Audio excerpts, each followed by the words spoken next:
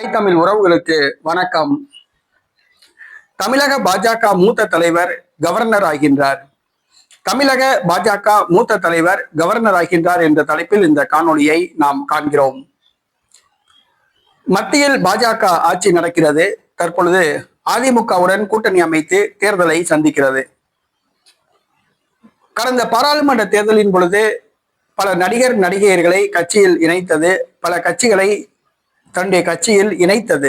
இந்த சூழ்நிலையில் கட்சியில் சேர்ந்தவர்களுக்கு பல பொறுப்புகள் பாஜக வழங்கியுள்ளது, பலருக்கு வழங்காமல் கிடப்பில் போட்டுள்ளது. இந்த சூழ்நிலையில் தமிழக பாஜக மூத்த தலைவர் நீண்ட நாட்களாக ஓரங்கட்டப்பட்டிருந்தார். அவரை திருப்திப்படுத்தும் வகையில் அவருக்கு கவர்னர் பதவி வழங்க மோடி ஒப்புதல் அளித்துள்ளார்.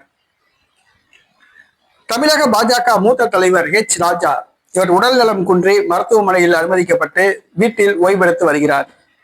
ஆனால் இவரை விட ஜூனியர்களான கணேசன், தமிழிசை சவுந்தரராஜன், சிபி ராதாகிருஷ்ணன் உள்ளிட்ட பலருக்கு பாஜக மாநில ஆளுநர் பதவி வழங்கியது. ஆனால் ராஜா புறக்கணிக்கப்பட்டார். இந்த சூழ்நிலையில்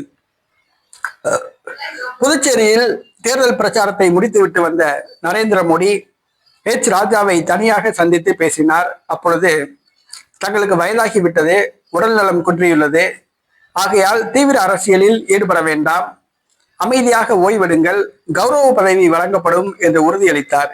அதாவது அவருக்கு ஆளுநர் பதவி வழங்கப்படும் என்று உறுதியளித்துள்ளார்.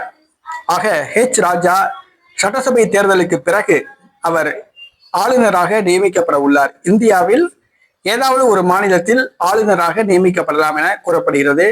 இது ராஜாவுக்கு மிகுந்த மகிழ்ச்சியை கொடுத்துள்ளது.